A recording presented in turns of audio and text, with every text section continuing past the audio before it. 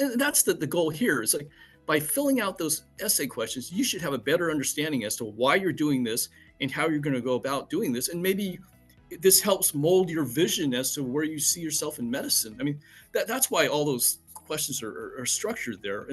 And you would think that, if you fill out all these essays, if you get interviewed, not just by us, but someone else, you're going to be ready.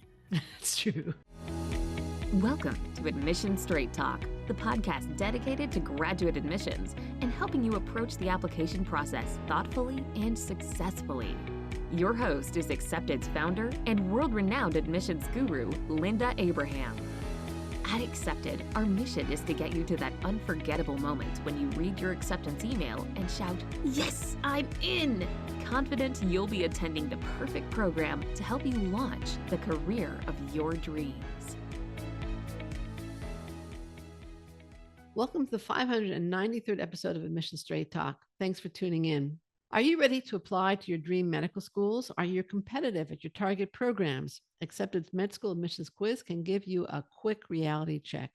Just go to accepted.com/medquiz, complete the quiz, and you'll not only get an assessment, but tips on how to improve your chances of acceptance. Plus, it's all free. Again, you can take the quiz at accepted.com/medquiz to obtain your free assessment. Our guest today is Dr. Linton Yee, Associate Dean for Admissions at Duke University School of Medicine. Dr. Yee earned his bachelor's and MD at the University of Hawaii. He then did his residency in pediatrics at Harbor-UCLA Medical Center and a fellowship in pediatric emergency medicine at Children's Hospital in Los Angeles. From 1996 to 2007, he practiced and taught pediatric emergency medicine in Hawaii and California before taking a position at Duke University as an associate professor in the Department of Pediatrics, Division of Emergency Medicine, and a pediatric emergency room physician.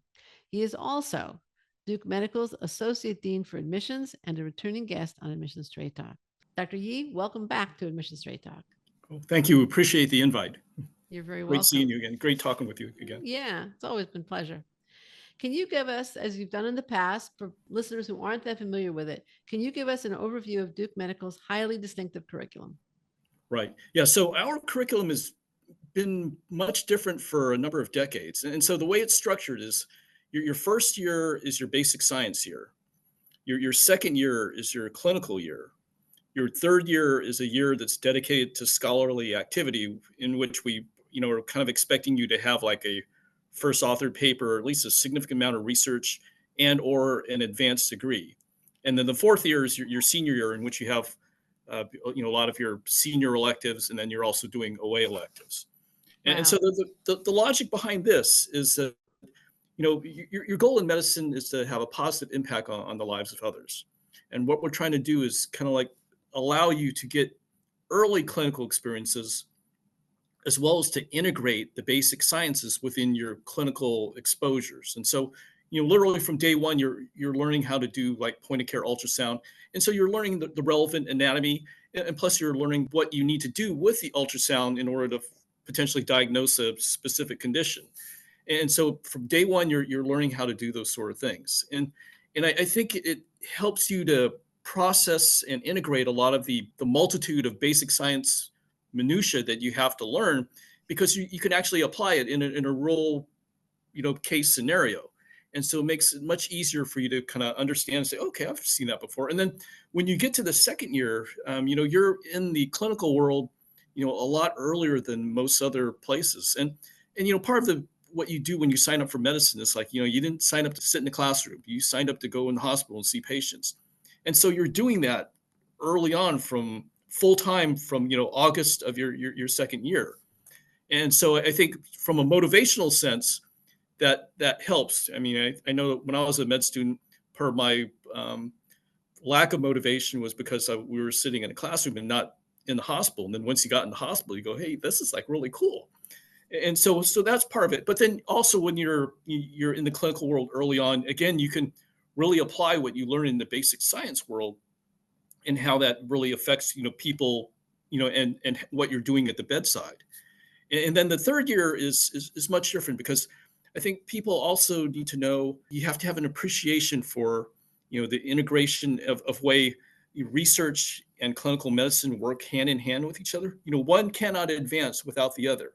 And so there's this synthesis of the two that improves patient care. I mean, if you look at it historically, I mean, there's always been somebody who just kind of like, not really on happenstance, but occasional, like by accident, they found something in the basic science world, but then Isn't they that move out something in the clinical world and said, is oh, it the maybe story of penicillin? right. Yeah. And you could go on and on about, all the, like radiology, there's countless items like that. So then, so that's why, the third year is there. And then so you can appreciate, this is how medicine advances. This is how patient care improves. And then, your fourth year is, your senior year. That would be your more advanced specialties, I assume. Correct. Yeah. You have to do critical care, and, you have your away rotations and those sort of things.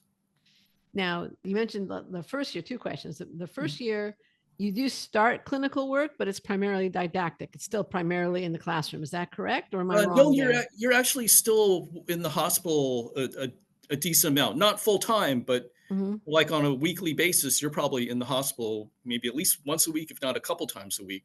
Okay. And so you can, again, you see You're what applying. yeah. Mhm. And I would Exactly. assume that the didactic portion is still a little bit more, maybe less theoretical, more practical than perhaps didactic portions and other curricula. Yeah, potentially yes, but then again, it's You still have to have a foundation. Right, exactly. And the third year, you mentioned that it's for research, and I'm guessing that the majority of Duke medical students do use it to pursue a particular research interest. But you can also get an MPH in that year, or go for an MBA or something like that. Is that true? That is correct. Yes. Mhm. Yeah. So you can go in different directions. Doesn't necessarily have to be pure research, but it's Yeah, something but the that's third year, it's your chance to like choose your own destiny. And for I talk about this all the time with our applicants. It's like, to have that opportunity to choose, Yeah. especially as a med student. I mean, you may never get that sort of opportunity ever. Yeah. So Yeah. this is for you to kind of say, okay, I've learned all these things. Where do I see my career going, or what sort of questions do I need to answer before I graduate? And this is that opportunity. I mean, a lot of other schools, you don't have that. No, that you definitely don't. available It's to much you. more structured, Mm. much more structured. Let's turn to medical school admissions. That was a great intro, though. Thank you. Your secondary application, Duke's secondary application, is one of the more thorough and demanding secondary applications out there. What are you trying to glean from this very comprehensive secondary with 8 questions, other than that the applicant is really interested in Duke Medical, because otherwise they wouldn't want to complete the secondary? So what are you trying to get out of it? Yeah, so it's been like this for quite a while, and Yeah. I think we've actually increased the number of questions over, my tenure of time here. But So you there like are, it. yeah, but there's a number of objectives here. One, I guess the simplest objective is like, if you're willing to put in the effort to complete the essays, we're going to read them, Yeah. and kind of see who you are. If you're not willing to fill out the essays, maybe this is not the best place for you. So that's, so people, again, they make their own choices. You either fill them out or not fill them out. And Right. but then if you're willing to fill them out, what sort of things do you learn about yourself and about the actual admissions process? And that's the goal here. Is like, by filling out those essay questions, you should have a better understanding as to why you're doing this and how you're going to go about doing this. And maybe this helps mold your vision as to where you see yourself in medicine. I mean, that's why all those questions are structured there. And you would think that, if you fill out all those essays, if you get interviewed, not just by us, but someone else, you're going to be ready. That's true. Yeah. Just go back and read your Duke essays, no matter whom you're interviewed by. Because the things we're asking, we're asking for, share with us your story. I mean, that's kind of like, that's an open question there, but, it's the opportunity for a lot of our applicants to kind of discuss anything they want. Yeah. And so, so a lot of them talk about, where they grew up, or, who influenced them during their careers. And so it's a golden opportunity to add more information to your application that's not there in the AMCAS personal or in the AMCAS experiences. Right. And then, we talk about, advocacy. I mean, as a physician, you're always going to, you have to help aid of, the voice of your patients to kind of figure out, and navigate the hospital system. And so you're going to have to, be able to, where have you done that before? And what did you learn from that? Suddenly, the hospital system is also insurance. Mhm. You Right. know, Yep. Mhm. the hospital system for sure. I'll tell you a little story. We had some guests over for dinner a couple of weeks ago, and our guest works in like a social service kind of role, and she got a thank you card, a very nice, beautifully written thank you note from somebody. And a few weeks later, she got the identical, beautifully written, very flowery thank you note. And she surmised that they were both written by AI, um, which took away a little bit of the gloss from the beautiful Mhm. writing. But one of the changes that has taken place since we last spoke is the availability of AI. Other than the risk that AI might produce the same essay for both applicants, what do you think of applicants using AI in drafting their essays? Right. Yeah, this is a great question, and we know that we've been kind of like looking at this Everybody is looking quite a at bit. it. And in some respects, if you use AI to frame your essay, I mean that's almost like asking your English teacher or your roommate or someone else to kind of like how can I make this structure a little bit better. But the goal here is sometimes AI can achieve the sincerity, the vision, and the sense of humanity and humility that you can have within that essay. So there are limits to what's going on. I'm going to bring in the music analogy. You can use a drummer that's mechanical, right? Right. But Or it's a keyboard. mechanical. I can listen. If the drummer's live, there's always a little bit of a difference between what's there, and so the same with the essays. If they're a lot of times, yeah, they're almost like formatted similarly, in terms of the way they're structured. And I mean, I guess it's okay. I mean, if just as long as you're able to convey your message, but a lot of times, I guess it would be to don't overdo it with the AI. There has to be some of your identity imprinted on that essay versus, having AI do the whole thing.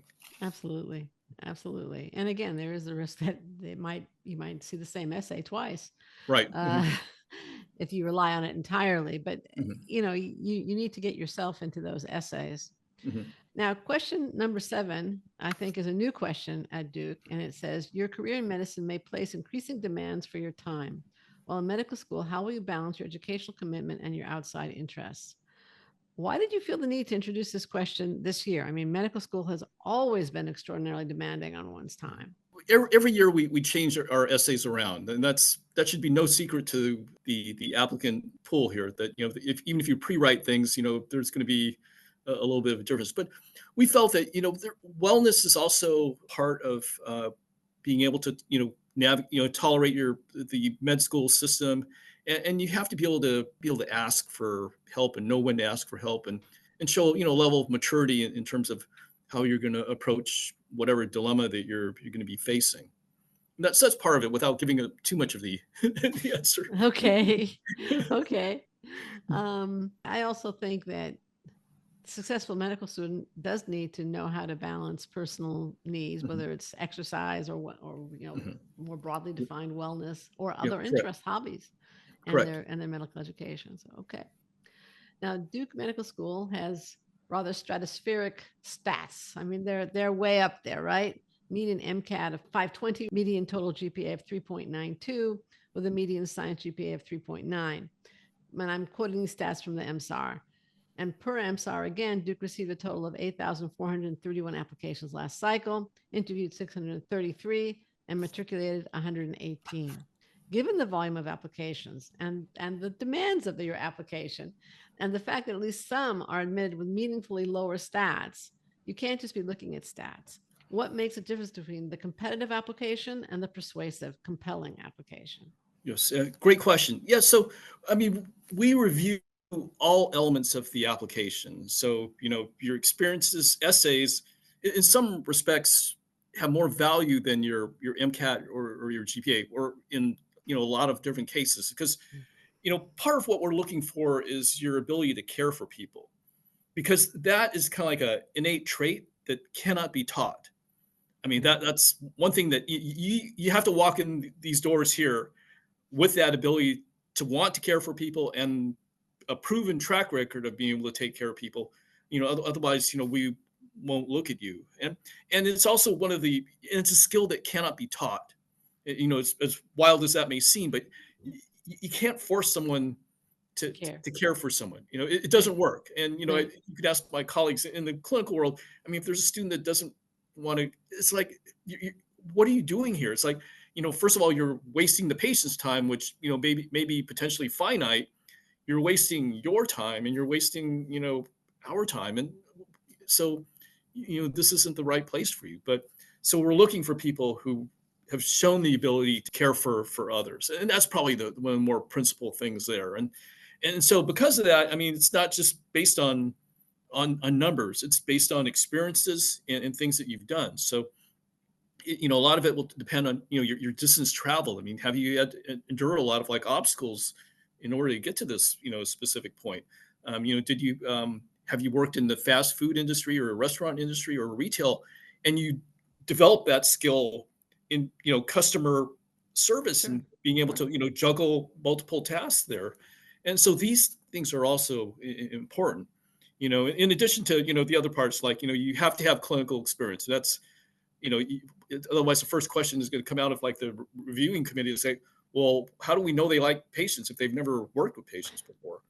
And then, another key component for us that may be a little bit more prominent than at other places, again, you have to have some level of research experience. You have to have at least done something. Because, again, if you're going in that third year, it's like, well, what's your plan and what's your vision for what you're going to do during that third year? And if you've never done research before, it's like, well, how do you know you even like research? Yeah. Yeah. And if you haven't been in a clinic, how do you like clinical medicine? Right. Again, just from the numbers standpoint, there's a wide range in terms of, like our MCAT for, let's see, for this past year was like 501 to 527 for this Really? entering class in 501? Yes. Wow. I didn't Yeah. see that on Yeah. there. Yeah. Well, that's not out yet. 2024 is not out yet, but Okay. yeah. But then the previous year, 2023, it was, like 500 to 526. So Really? Because I thought you had a it's 500 was a cutoff. You wouldn't even look at it below 5. Don't you screen at Yeah, 500? yeah, usually 500, we haven't found that they would be successful within the curriculum just because of the pace of the first year. Yeah. But, the people who are but people succeed, the people who are accepted succeed. So, Right. you know, so they're able to, perform But quite well. they must have had other evidence of academic ability. Right. They got it right. Exactly. Right. What are some of the, I mean, you've been doing this now. I think it's your third time on Admission Straight Talk. So you must have been doing this, I don't know, I think the first time you were on, you were fairly new at Duke, but since then, so it's now 6, 7, 8 years. What are some of the common mistakes you see? How long have you been at Duke at this point? I've been at Duke for 17 years now. Oh my goodness. But Yeah. as admissions, how long have you been? And probably 15, because I kind of Oh my rose up through goodness, the I'm way ranks. off. Yeah, so I was like vice chair for a bunch of years, and I was chair for a bunch of years before eventually becoming Dean. interim associate dean and then Yeah. associate dean. All right. So you're obviously highly experienced. What are the most common mistakes you see that medical school applicants make during the process? Well, I guess one of the things I've seen recently is like they do a cut and paste of the essays, Yeah. and sometimes they put the same essay for a different question. Oh, That should never happen. I mean, right. That's just sloppy. that's just wrong. Right. Yeah, I mean that should never ever happen in your application. And another thing is going to the essays. A lot of times if you just write about yourself, I mean every sentence begins with an I, and it's. I mean, I guess we can tell it's not written by AI, but the way it's like I did this, I did that. It becomes It's all boring. yeah. And then even for like the personal statement, it shouldn't be kind of like a laundry list or a rehash of the AMCAS experience list. I mean, there should be something different there, and part of your goal, with any of the essays, is to develop a connection or a relationship with the reader.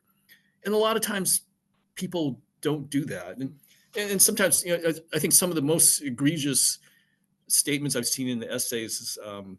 I don't know, one person said, I don't know why you're asking me to write this other essay when I've already answered the same question before.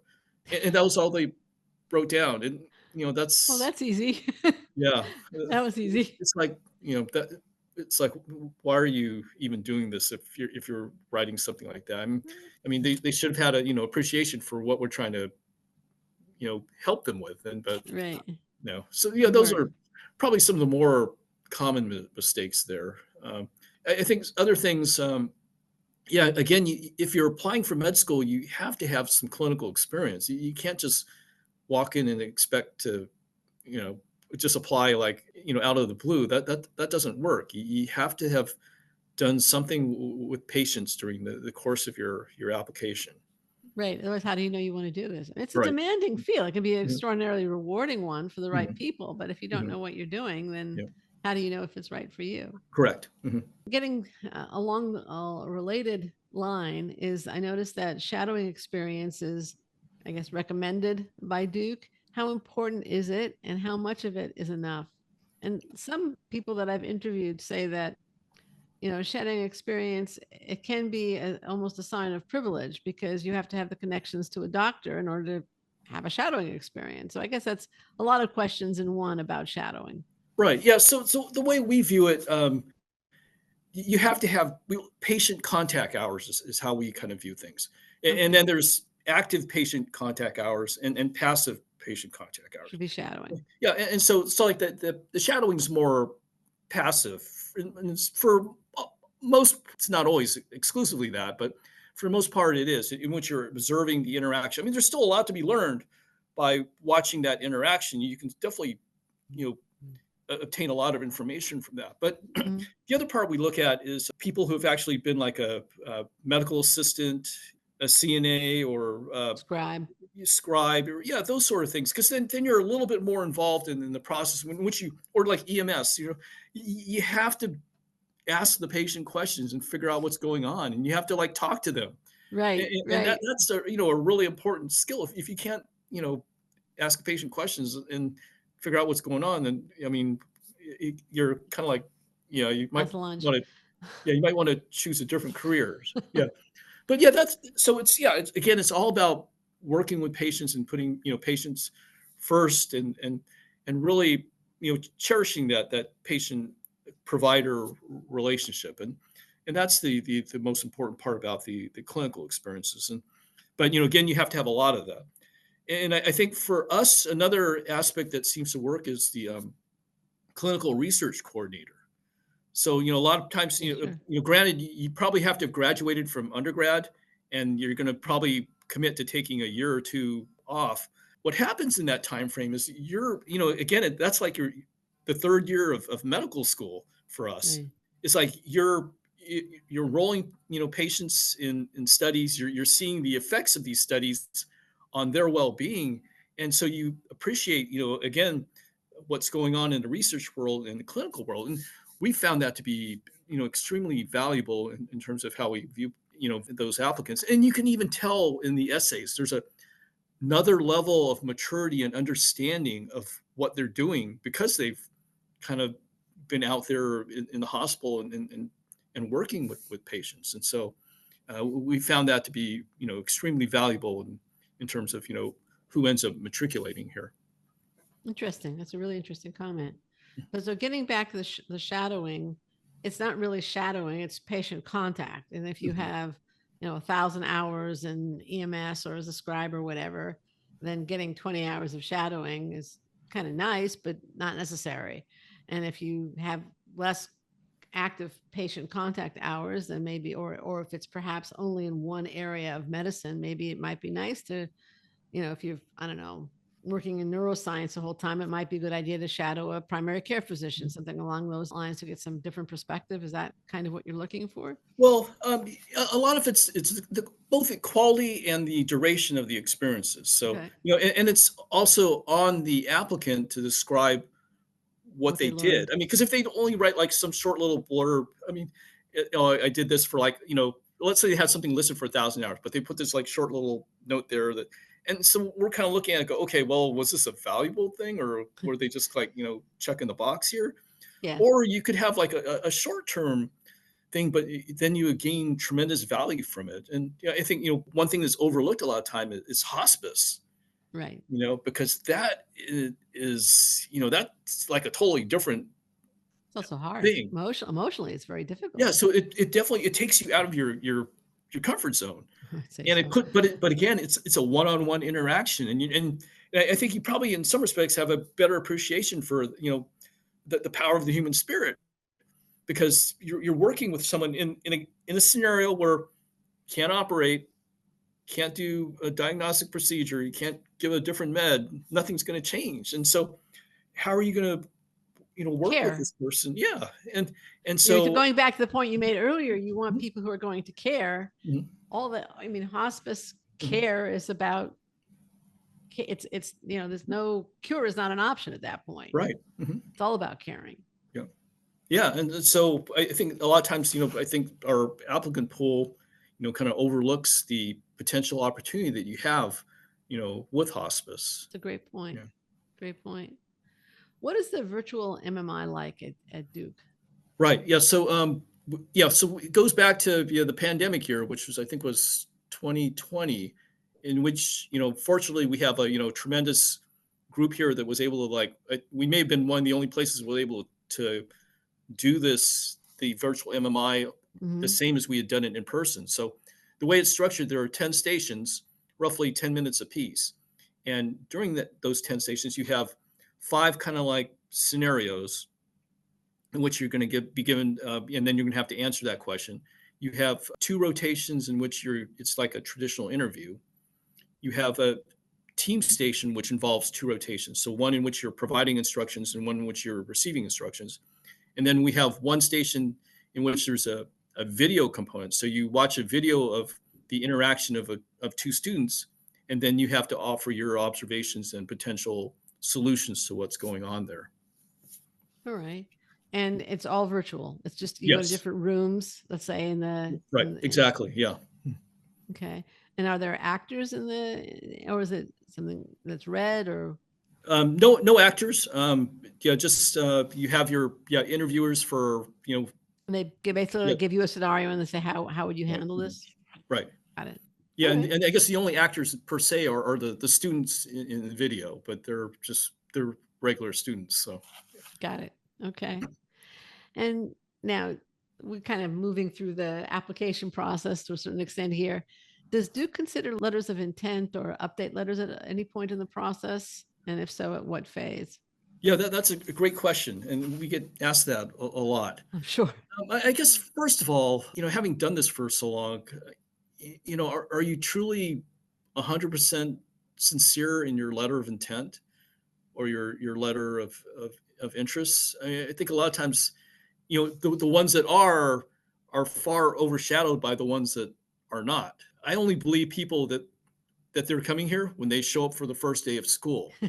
Even if they're commit to enroll, you got to show up for that first day of school, and I'll believe you that you're saying yes, I'm going to be at Duke. But other than that, say okay, that's good to know, but I'm not going to, again, believe you. And it's happened, quite a bit. Like I remember there's some instances, like for instance, there's a couple of years back, there was one person who was from a state that we don't ordinarily get a lot of people from, and she was, like a spot in the wait list. We could say, well, we can offer you the spot, and so we said, and she had sent a letter of intent, like if I'm accepted at Duke, I'm going For there sure. Yeah. 100%.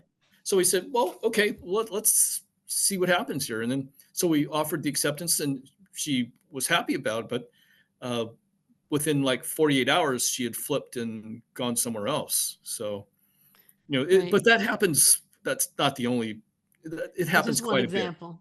Yeah, people always kind of like flip, and even like there are other people that say I'm going to Duke 100% when we're pulling people off the wait list, which doesn't happen very often. So we take them off the wait list, and then it's like, well, I have this other offer from this other place, and I kind of want to see what Duke will do to kind of like match. I'm going, it's May, or now it's not March.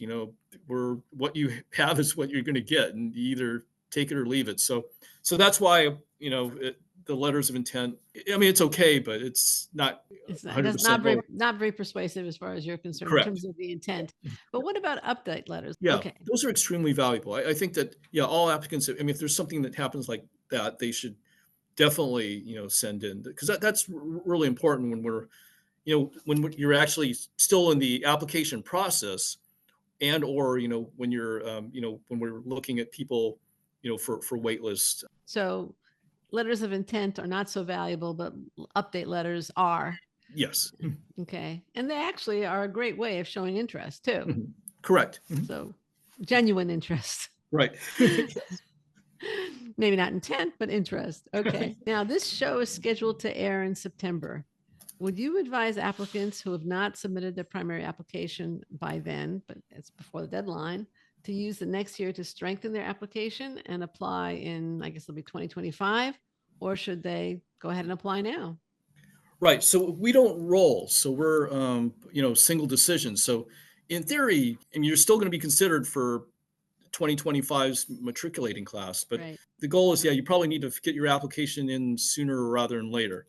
Because right now, just as a current update, we opened our cycle roughly 45 days ago, I think. Probably like, I think July 11-ish, 12-ish, Yeah, or it's somewhere August around there. 26th as we're recording this, Yeah. but go ahead. And so right now, here, the numbers here, right now we have 8,332 applications from AMCAS, Wow. which exceeds what we had in 2024. Right. And we're still open for AMCAS until October 15th. Yeah. And then if you look at the number of, applications of, people who've already submitted their essays, we're already over 4,000. And last year, the final number was around 5,500. So You're still getting. there's a lot of people applying this year. So, Yeah. again, the word to the wise is always don't wait till the last minute. But we're going to look at everybody, until, the deadline of, November 15th. If you don't submit it after, submit it by then, obviously you missed the deadline, but Right. but If you're listening to this in September and you have an option to either submit in September or in October before Mhm. the deadline, I mean, is there still hope? Is there a chance, or are they Yeah, just there, better there, off? there always is. Yeah, I Okay. mean, we go through everybody, so there's always a chance there to, Okay. you know. All right. But granted though, the chances diminish as the number of the interview spots get filled. I mean, Of course. so just Yeah. be forewarned about that. Well, that's for sure. When should applicants who have submitted their secondary to Duke and not heard from you assume that they're not being invited to interview? Probably the last week that we were actually interviewing, because a lot of times Really? we get last minute cancellations, Uh-huh. and we can still, because it's a virtual element, we can still ask somebody There's the no week travel. before to say, are you interested in taking that spot? Yeah. So that would be sometime in January, right? Yeah, my guess would be the week of Martin Luther King Day would be our last week of interviewing. That's just kind of like a rough estimate Right. as when we potentially might end. So my guess would probably be January 23rd would probably be the last day. But I mean, we still have flexibility to extend into the following. But I don't know. We're definitely not going to extend into February. So Got it. so in Okay. theory, we could ask you on January 17th if you'd be willing to interview for January 21, 22, or 23. So people shouldn't give up hope, literally until the end. I mean, obviously, if we're January. done interviewing, then you kind of know that you're probably not going to get an interview spot. But yeah, up until that time, there's still an opportunity. And even, when we were doing that in person, it became maybe a little bit more difficult for some people. Like, if we got a last minute cancellation, one like if you would have to book like a flight like at the last minute, or Yeah. but yeah, it's a little bit easier right now in the virtual world if we're pulling somebody at the last minute. Sure. No concerns about weather or anything like Correct. that. Mhm. I'm so glad you say that. And I've said this many times before. There's this meme out there that if you don't have an interview invitation by Thanksgiving, you're toast. Forget it. You're not going to get invited. Oh And no, now- I don't. Yeah, I don't think that's a And realistic. I have asked this question of so many medical schools, and not one has said they stop interviewing at Thanksgiving or Right. by the end of November Mhm. for all intents and purposes. Right. So anyways, that's why I like to ask that question and just keep on my personal campaign to poke holes in that particular Mhm. meme. On a forward-looking note, what advice would you give to medical school applicants planning to apply to Duke Medical, not this cycle anymore, but in 25, 26 or 26, 27, in other words, in the future? And on a related question, what percentage of your medical students go straight from college to medical school as opposed to taking a gap year? So Right. Yeah. So, two different questions. yeah. So for the last question, I mean, traditionally, we've always kind of been 25% straight through, Mm-hmm. 25% 1 year, Mm-hmm. 25% 2 years, 25% greater than 2 years. And so you look at our ages, we're kind of like hovering around 24. It's not like the 21, 22. It's definitely a decent, it's reflects the 2 year gap year sort of thing. Mm-hmm. And so, that is, kind of like pretty standard now. And, I know, and things have evolved over time, because I know when I was a med student, if you had taken a gap year before, it's like, you got to be crazy. So why aren't you going straight through? Right. And now it's like, I think a lot of times people say, well, why are you graduating on time and going straight to med school? Why don't you like take a year or two off? And I think there's a lot of value to taking the gap year, just because, it's a chance to kind of like do stuff you might not have the opportunity to do. And, and I know I was always, very envious of the people who had taken gap years when I was a medical student, because I knew that would never happen for me, which was true. But, they had the opportunity to travel or do other things that will not ever take place for me, so it's something to be valued, to take time off instead of going straight through. Right. Right. Yeah. It's certainly more common. And the other, it's not only the experience of the gap year itself, which can be very valuable, but it frequently means that you'll have a more well-rounded, richer undergraduate experience. Right. Yes. That's gap year, because you don't have the pressure to get everything done. Yeah. Before your junior year. And I think like people don't really realize that, because, because for instance, if you're applying in this same year as you're graduating, it's like, you have your senior thesis, you've got all these other things that are going to be competing for your time. But if you just graduate first, take care of all that, and then apply, you can devote all of your energies to the application process. So your energies aren't divided. It's, full focus. And I think the end result is always going to be a much more positive thing rather than a negative thing. And if you're, kind of like spreading all different directions. Right.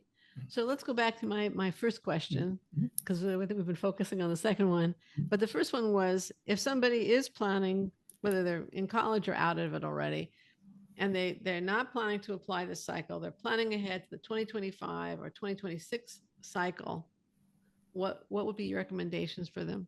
Right. It's preparation and organization. Okay.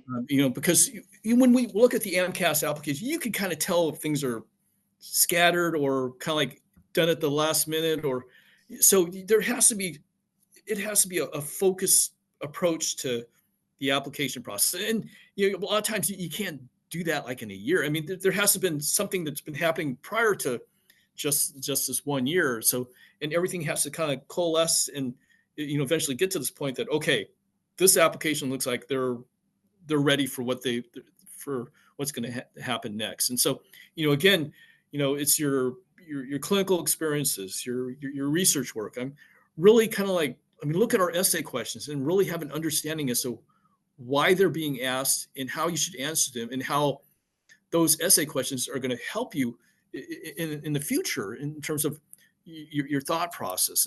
And so, yeah, again, it's preparation, and then, like we've talked about before, and vision for the future. I mean, where do you see yourself going, and what do you see yourself doing, and how are you planning on going about that? And so all that should be, visible within the application. One of the things that I recommend strongly, and most of the consultants that accepted recommend strongly, is that when you're having these experiences, whether it's research or it's clinical exposure or it's non-clinical community service, or it's just a hobby that you genuinely love, be it in the arts, the sports, exercise, politics, whatever it is, journal, make notes. And that way you will be better prepared, talking about preparation, to write your essays And also, I think you'll find organizing your thoughts and much more. You can organize your thoughts more easily. You'll have a treasure trove of experience to draw from, along with your reactions to those experiences at the time. So it's not just, I did this, I did that, I did this, I did that. What did it mean to you? How did it shape your vision for the future? As Dr. Yee is talking. So Yeah. that step, in the year or two before you apply, or even 3, can be really, really helpful when it comes time to write those essays. Right. Yeah. And it's a superb point that you've made that, a lot of times we've kind of suggested to the applicant pools, like, you do your clinical rotation, you should, again, keep a journal there, because a lot of times that patient experience could be your next essay. Right. Or Because you're if going to you write an have essay for residency also. Yeah. And so it's really important to just kind of like, jot down a few notes. And when you eventually get to the point that you're actually going to have to write things, it's like, wow, I've got this whole book here of potential opportunities and to, talk about. So, And that can also, by the way, if you review those notes before you go into an interview, you have Mhm. what to talk about in the interview also. Exactly. So anyway, But it goes back to, again, preparation and organization. And that was, of course, your point. That Yep. was your point. Is there any question you would have liked me to ask you? Right. Yeah. So when let's go back to the essays. And Okay, so great.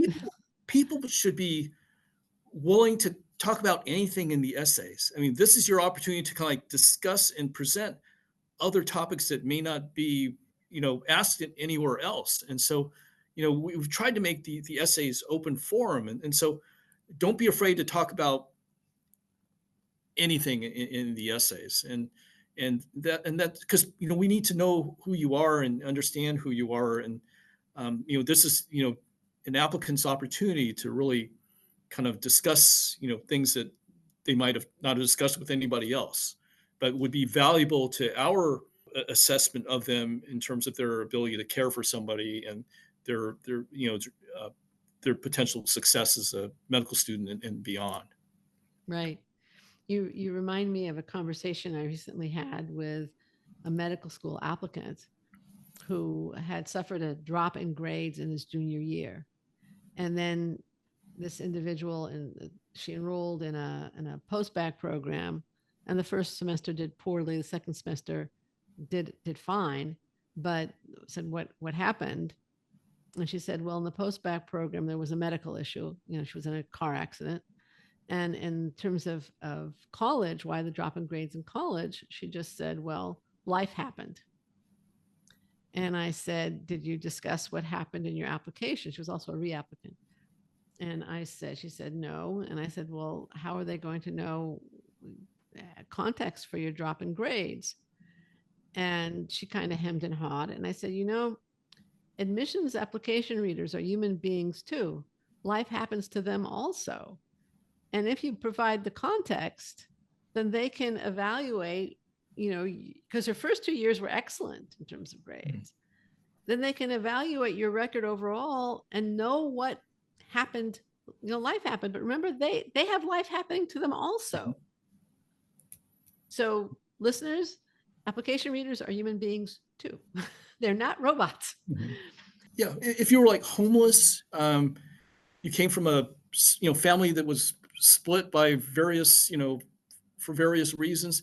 I mean, all that becomes important because a lot of times, what if your patient's homeless? You go, well, when I was homeless, this is how we were able to get through this. And so I'm going to help use my experiences to help you get through your experience.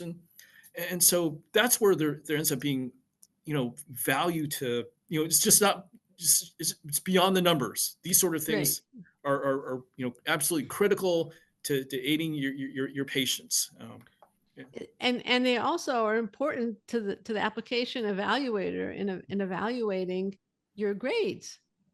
If you, let's say, did great the first 2 years, then your father lost his job who was supporting you, and suddenly you were working to support the family, not just yourself, but the family, maybe a full-time job while going to school full-time, that's really valuable to know in terms of context for evaluating an application. Absolutely correct. Yep. So, and that was your point about, tell you what happened. Don't, and it go beyond just that I did this, this happened to me, and I responded this way. What did it mean to you? What did you learn from it? Yeah, I mean, that's why we have, share with us your story. I mean, Yeah. that's your opportunity to kind of let us know how you got through all these different obstacles and how that's helped mold you as a person. And, again, beyond the numbers, I mean, it's Yes. like these sort of skills that you acquired because of your adversity become very valuable to your patients. Right. Absolutely. Absolutely. Dr. Yee, I think we're almost out of time. This has been a pleasure as always. I want to thank you so much for joining me today. Where can listeners learn more about Duke University College of Medicine? Right. Yeah. So you can go to our website, and every now and then I think we're on the world tour. So we could be on the East Coast, West Coast, at a school near you potentially. I'm sure. I'm sure. So we're going to include links in the show notes at accepted.com/593 to Duke School of Medicine, as well as to other resources that may be helpful to you listeners. Listener, thank you too for joining us for the 593rd episode. If you find the show worthwhile, please subscribe. Make sure you don't miss any future shows, be they with deans, admissions directors, professors, current students, test prep pros, or alumni doing great things. And final reminder, don't miss the med school admissions quiz. Find out if you are really ready to apply and competitive at your target schools. Take the quiz at accepted.com/medquiz, MEDQUIZ, today. This is Admission Straight Talk produced by Accepted, and I am your host, Linda Abraham. I'll talk to you again next week.